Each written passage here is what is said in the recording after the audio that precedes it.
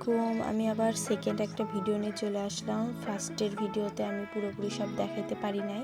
আজকে আমি আমার রুমটা দেখাবো। তো আমরা ওয়েলকাম ড্রিঙ্কস খাইলাম, খেয়ে দেন উপরে রুমে যাব, কিন্তু তার আগে আপনাদের আমাদের এই সুইমিং পুলটা দেখায়নি। আপনারা যদি কেউ বিচ থেকে আসার পরে একটু টাইম স্পেন্ড করতে চান তাহলে এখানে আসতে পারেন। আবার এখানে জিমেরও ব্যবস্থা আছে। তো ওইরকম সুযোগ হয় নাই আমাদের জিম করার, তারপরেও দেখাই দিলাম। আসলে কেউ মনে হয় ওইভাবে করে না জিম, যার কারণে লাইটটাও জ্বালানো ছিল না। তো এখন আমরা আমাদের রুমে যাচ্ছি। আমাদের রুমটা 7 তলায় ছিল। তো রুমের ফার্স্টে আপনাদের বাথরুমটাই দেখাই। আমাদের রুমের বাথরুমটা অনেক ভালো ছিল, যার কারণে আগে ওটাই দেখাচ্ছি। আর এখানকার সিস্টেমটাও অনেক ইউনিক ছিল, আমার খুব ভালো লেগেছে। তো দেখেন বাথরুমটা কতটা সুন্দর, আর এখানকার সিস্টেমটা অন্যরকম। সচরাচর কিন্তু সব ধরনের বাথরুম এগুলো দেখা যায় না। তো বাথরুমটা যেরকম সুন্দর, রুমটা কিন্তু সেই রকম অনেক সুন্দর ছিল। আর আমাদের রুম থেকে অনেক সুন্দর একটা ভিউ পাওয়া যায়, বিশেষ করে জানালা দিয়ে বিচ দেখা যায়।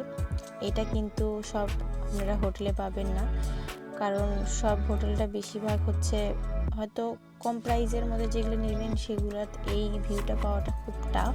তারপরেও আমরা পাইছি, বাট আমাদের এই হোটেলটার কষ্ট অনেক পড়ে গিয়েছিল। পার ডে 3,500 টাকা করে পড়ছে। তো এখন আমরা একটু রেস্ট, সেকেন্ড টাইম যখন আমরা কক্সবাজারে এসেছিলাম তখন আমরা এই ইলাফ হোটেলে ছিলাম, আর এখানকার খাবার খেয়েছি। আমাদের এই খাবারটা অনেক ভালো লেগেছিল। তো ভাবলাম আমরা এবারও এখানেই খাই, কারণ যেহেতু খাবারটা ভালো, আর দুপুর টাইম একটু পেট ভরে না খাইলে হয় না। তো আমরা এখানেই চলে আসলাম। আর এখানকার খাবারগুলো দেখতেই পাচ্ছেন, আমাদের এগুলো খাবার অনেক ভালো লাগে, বিশেষ করে ভর্তা। আর এখানকার যে মাছটা ছিল, মানে লটকা মাছ, এই লটকা মাছের যে ফ্রাইটা এত ভালো লাগে। তো ভাবলাম এখানেই খাইতে আসি। আর খাওয়া দাওয়া শেষ করে দেখতেছিলাম বেশি সময় নাই কোথাও ওইভাবে যাওয়ার মতো। তো ভাবলাম একটু স্কুটি নিয়ে আশেপাশে ঘুরে আসি। দেন আমরা স্কুটি নেওয়ার জন্য চলে আসলাম। এই স্কুটিটা নিতে প্রায় আমাদের 800 টাকার মতো পড়ে গেছে। আমাদের 3 ঘন্টার জন্য আমরা 500 টাকা দিয়ে নিছিলাম, আর তেল ভরায় সব মিলে টোটাল 800 টাকার মতো খরচ হয়েছে।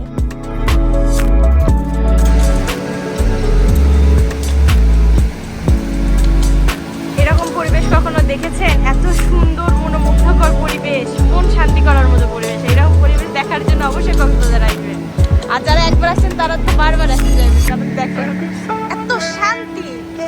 মাশাআল্লাহ মাশাআল্লাহ, অনেক শান্তি। আর এই সব জায়গায় মানুষ কম থাকার কারণে কাঁকড়া, স্টারফিশ, অনেক ধরনের মাছ, অনেক কিছু এখানে পাওয়া যায়। শামুকও পাওয়া যায়।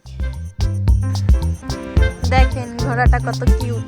আমরা এখন ওকে আদর করার জন্য যাচ্ছি। দেখেন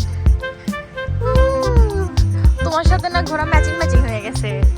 তোমার ড্রেস আর ঘোড়ার গায়ের চামড়া সেম, সাদা কালো। দেখেন এবার কক্সবাজারের একটা স্পেশাল ফল আনারকলি, এটা খাইতে চলে আসলাম। এটা সচরাচর কোথাও পাওয়া যায় না কক্সবাজার ছাড়া আমার জানা মতে। তো ফলটা অনেক মজা ছিল, আমাকে অনেক ভালো লেগেছে। এরকম ছোট বাচ্চাদের যদি কখনো এগুলো সেল করতে দেখেন, অবশ্যই ওদের থেকে এগুলো নিয়ে ওদের হেল্প করবেন। আর এখানে দেখেন বাচ্চাটা মুখ দিয়ে আগুন বের করতেছে, আসলে জিনিসটা অনেক ভালো ছিল।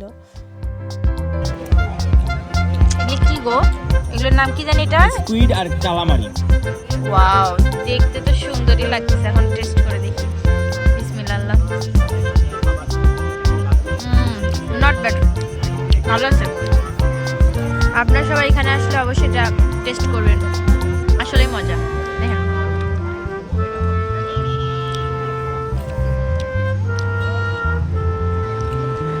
এই স্ট্রিট ফুডগুলোর মধ্যে এগুলো অনেক বেস্ট, কিন্তু আপনারা সেখানে এসে অনেক বার্গেনিং করে চেক করে তারপরে খাবেন।